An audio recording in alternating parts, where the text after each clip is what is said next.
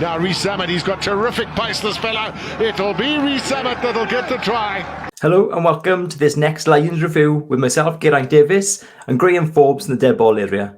In this episode of the Lions Review Show, we're going to take a detailed look at the British and Irish Lions' 56-14 win over the Sigma Lions. We'll take a look at some of the standout statistics from the match. I'll break down the attack, including this quality try from Lewis Rees-Zammit, and then Graeme will dive into the defence and some of the key areas of evolution that Steve Tanley and his men are working on. And there's a few selection headaches to think about too, particularly with Finn Russell really stepping up his game, Gareth Davies playing well off the bench, and Mako Vinopola impressing too.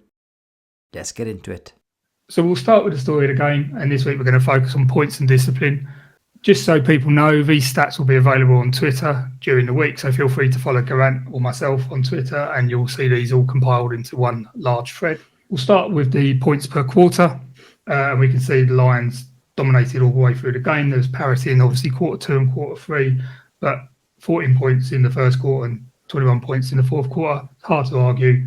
No reply in either of those quarters. 7 points in quarter 2 and quarter 3. Absolute domination. You can't really argue with this. And, it's to be expected against the opposition they were playing. So penalties conceded is really interesting. We can see Lions had a spike at the front and a spike at the end, much like against Japan.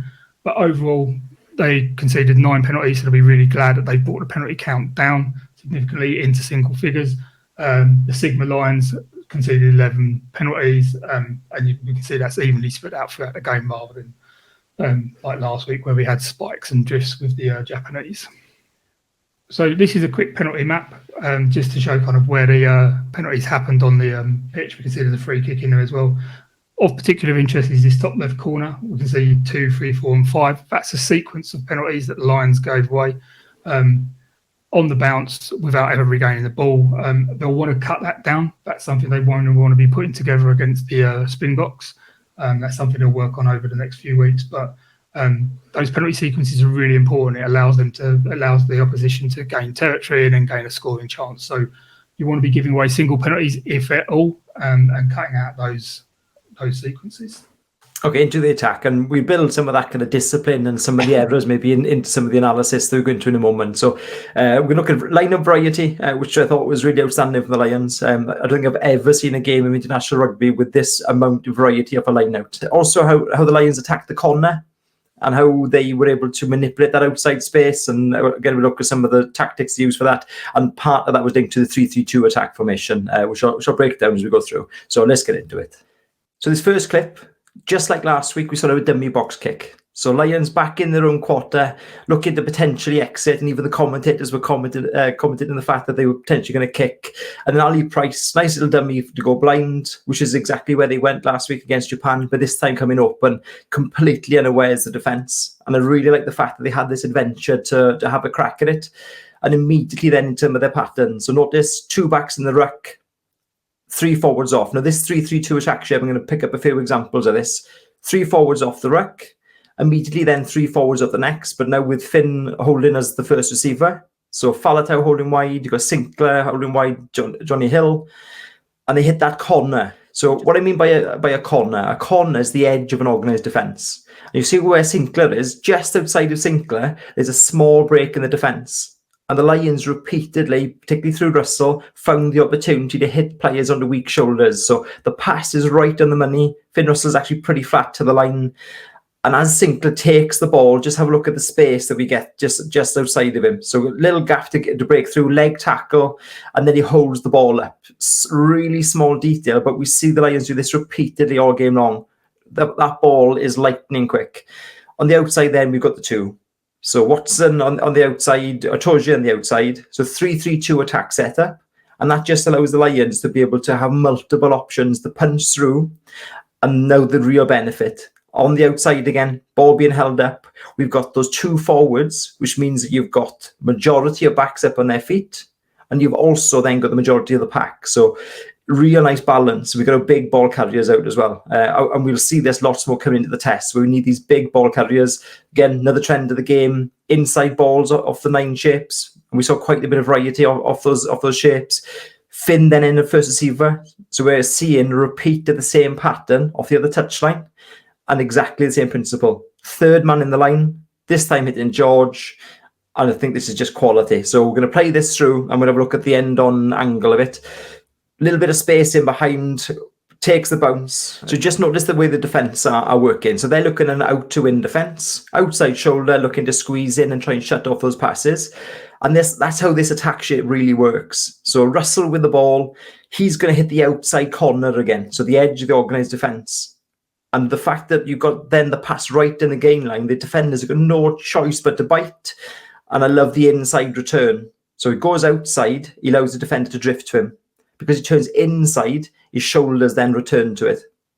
And then, nature of a 13-2 defence, you're going to have to close the gate. So that means that there's going to be a space in behind. And I love the fact that they were really aware of it and willing to just give it a crack. It's a 2v2 situation. So the plays work quite nicely, but it's still 2v2 because it's shut in the gate. Lovely chip over the top, and then Zamet just times those perfectly, and he does that repeatedly. Of course, back we saw that against Scotland back in the Six Nations as well. So a real nice element of the game. And then this next trend, line out variation. So this one, short ball to the front of the line out to Wyn Jones. Just notice where Price is stood, middle of the line out. So we can then hit Finn Russell right in the gain line. Exactly the same theme again. Skip pass, hit on the outside, hit in the corner.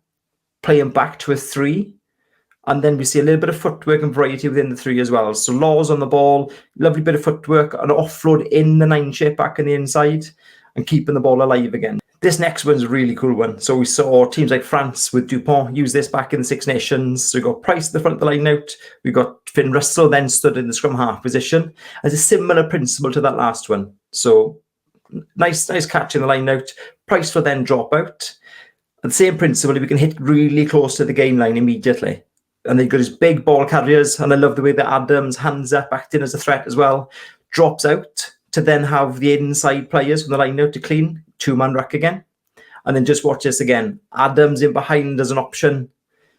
A couple of players up flat, but hits the corner yet again. So completely different context, different play, same principle. 2-man ruck, all backs in the ruck. Third man arrives, thinks that he possibly needs the help. And then off the edge, we got that 3-3-2 coming again. 3 players off the ruck with Finn Russell in behind. 3 big ball carrying forwards then in the centre field, and then 2 on the outside. So it gives multiple options. Okay, so this was one of the themes that came out of the game pretty much from the outset. Overthrows being used. And we've seen this with a few teams. The Lions are really experimenting with their options over the top. And we saw Price scoring his try from planned overthrow. So balls going right over the top. Again, benefit right onto the gain line. Really hard to defend. Got that massive space right at the back. Options on the inside. So you can see the hinge space inside the line out. Potential to pass inside. Again, 2-man ruck. You've got to be really efficient. And if the Lions can do this against South Africa, they're going to be incredibly efficient because of the amount of contest at the ruck area. When the ball's then played, you can see Russell and Farrell now interchanging. And we saw this on a few occasions. Farrell up at first receiver, Russell in behind, and then a really big ball carrying forward, Falatau then straight off it. And then we're working with the same principles. Tight defence, now want to move the ball quickly to the corner. And when they're out there, as minimal numbers as possible. 2 backs in there, that allows them to get back straight into shape. 3 forwards off, Russell then straight off that. And it's this next phase I think is really cool. And it's one of those things that's really standing out for me, the way that Townsend likes the coach, the variety he likes to play with. So just watch the shape of this next ruck. So you can see that we got Finn Russell up at first receiver, but this is essentially a 9 shape. So rather than a conventional playing of 10, this is a 9 shape. He's got inside Lewis Rees-Zammit. He's got Wyn Jones on his outside. So that standard point shape that we see. And then we've got Hogg in behind. But the way they're then varying it, just watch the pass then comes from it. So on the outside, we've got Sinclair, who's an extra element to this shape. This is incredibly hard to defend. And notice the line speed from the defence is completely gone. They're not able to push hard. And effectively, they're on a blocker. Atoje coming on the short line. We've then got the pass at the back. And I think that's something that is really standing out for me, the way the Lions are playing. It's not your conventional attack shape. It's players, regardless of numbers on their back, able to perform in multiple roles and get right over the gain line. And one of those things that the Lions, I think, can be really careful of is just the amount of errors that they're making. So we're seeing the ball get into the edge with the 2 players. Ball's alive nicely. get the line break, and right when they're in that position where you think it's try time, then the ball's being turned over. And I think going forwards into the next game, they will want to look at some of those bits of play, which for me just demonstrates that there's plenty of variety, there's plenty of success, but how much are they then converting? And I think some of those errors and turnovers early on, I think those are things that I want to look back on and try and address them and just tighten up some of those elements of play. So as last week, I'm going to focus on defence. The headlines here is increased line speed. We saw them coming really out of the blocks compared to last week, where we saw that kind of Irish up and drift defence. And also we saw them continuing to use the choke tackle, which we saw come through last week. And it's quite prominent this week. There's also some work-ons, which we'll touch on towards the end of this. But we'll start with having a quick look at the very first defensive sequence that they went through, which leads to the Louis Rees-Zammit try. So Sigma Lions throw. Itoje will come forward, get in front of the jumper and take the ball. But it's a scrappy ball and it goes to ground. And they're unable to tidy it up. A really nice tackle here from Louis Rees-Zammit. But George is a bit of an issue here. What I really want to see from him is coming in and finishing that tackle. This guy's back and he gets up and he carries on going. What I really want to see from George here is just getting on top of him. He doesn't have to come off his feet. He just needs to attack that ball and just make sure the tackle's completed. And we see he just gets up, carries on going. And that just makes it hard for the rest of the Lions to get round and get into a defensive alignment. And now we're going to see this throughout this sequence. So here's the gain line. We'll take this as the gain line for the rest of this clip. Look at how deep the outside defence is setting. So you'll see the ruck defence come up and get quite tight. But all through this, we'll see the wide defence sit nice and deep. And that's all about generating line speed. It's about anticipating when the nine's going to play so they can creep forward so they're moving when the ball actually leaves. And we'll see this all the way through. So Sigma Lions will snap back just to try and play that short side. And they find a bit of a passive edge, but that's fine. They get over the gain line, and that's okay. All we're going to see here from Lions now is them really, really bringing some aggression into it. So again, we can see they're back on the gain line. And again, look at how deep they're all setting their line off. We can see they're good, maybe half a metre, 4 or 5 paces off the line. We can see there's a tight defence around the ruck, but then the outside backs are again off the line, giving themselves that chance to creep up. And we can see Farrell do it, tries to anticipate the scrum half's path a couple of times here. And they'll just creep up. We see Farrell go, stop, go, and they're right up and over the gain line. So Harris gets in the space, cuts off any outside pass. And what's really, really good here is the way Farrell just stays on ball, drifts off the blocker line, stays on his man. Again, we come back to last week and that intelligent decision-making on defence. We'll just see him drift off, and it's a nice hit beside. And really, really nice here. What we didn't see last week was the guys underfolding and getting connected with that outside defender. So we can see Adams hasn't come tearing up the way Vermeulen did. And we can see that he stays connected with these two guys. And we see Farrell come through and make the hit. And they've made yardage. So straight away, they're making yards on defence, which is great. So now what we're going to see here, they're over the gain line. Itoje's going to burst out. Everybody else is going to stay connected. They're going to let one man shoot up, pressure the ball. So they've made 10 metres in 3 phases, which on defence is pretty good going. But really interesting here, watch Farrell and Watson both scanning, both stay alert. You might, but Itoje's ripped that ball in the contact. He rips it out, goes to ground, and scrum half plays the ball.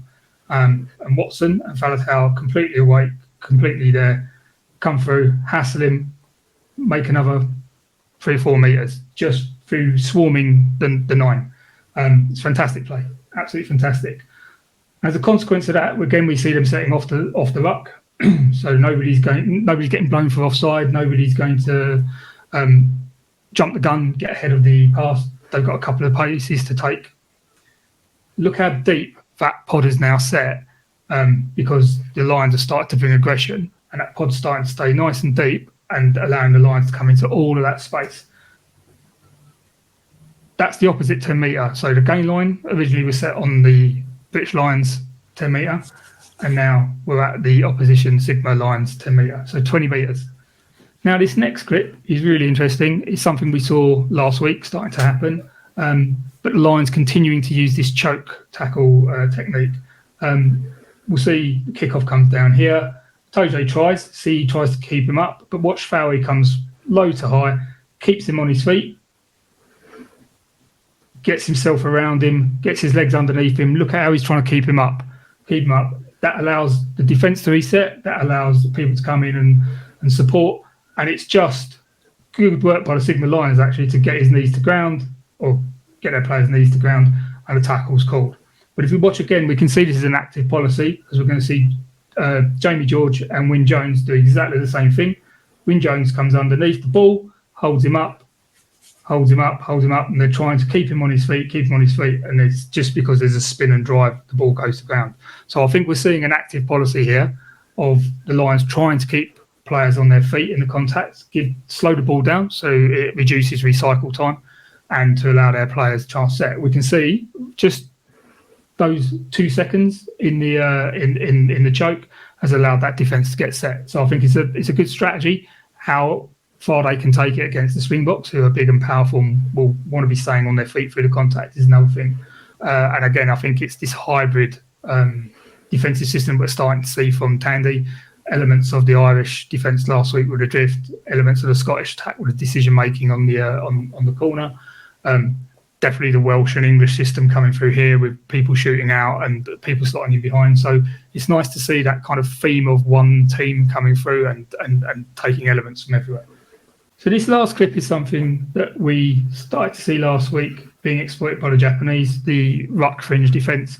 Japanese went a little bit more through it, but here we see the Sigma Lions taking them on really around the fringes of the defence. All through this clip, you're going to see the body height of the British and Irish Lions is maybe not where it wants to be. Good drive and penalty given by Toje taking it down. But let's just watch what happens here on the ruck. Look at the body height of everybody. Faletau's literally stood upright, bent at the waist, don't want to be there. Look at the ground they make. They get through the contact, get the edge on. That's not so great. Again, now look at Faletau and look at Laws, both quite high in their body positions, and we can see the pick and go. Again, they're able to keep. It just means the Sigma Lions are able to get underneath them, keep their leg drive going, keep going. Now, what we really want to see and what we see here is this lovely 3-point stance from Watson. Look at that, perfect. He's outside, so we've got ruck, 9, both together, hands on, so there's no disconnect between them. We then got Sinclair staying, on the transition just in case anything happens. He's watching what's happening. But that position is perfect, and we see a much more dynamic, much more confrontational contact point here. And yes, they do still make yards, but it's not quite as much. And then we see everybody now starting to drop their height. Toji gets low, but now look, everybody's down. Watson's there again, gets everybody low, and they stop the ball. And unfortunately, it's good defence, but they then come back for the penalty at the start. Cool. So that's a real nice overview of the defence. And we're seeing some themes starting to come through with things that the defence coaches, the Tandy, will want to see. We're also seeing some bits in attack that we're hoping we'll see a bit more of, particularly the overthrow tactics and some of the variation of the line out. Next up is the Sharks. So, Graeme, what are you expecting to see on Wednesday? I think we're going to have more of the same. I think the Lions will be definitely looking to shore up that fringe defence. I think we'll see them continue to expand their attack. I really, really liked what I saw. I loved what I saw from Russell and Farrell. I know we said this at the top, but I also really liked what I saw when Farrell moved into 10. The speed of distribution across the face of the defence was really fast. Daly coming in made a big impact at 13. Obviously, a lot of the guys who haven't started or the guys who are on the bench this week will all be getting a run out. So it's been interesting to see them playing guys all the way through the 80 minutes who you wouldn't normally see. So to see somebody like Courtney Laws playing 6 all the way through, Toje all the way through the game, it's been really, really interesting to see what they did. I really liked the impact of Davis when he came on. I thought his try was fantastic, and we were talking about this earlier.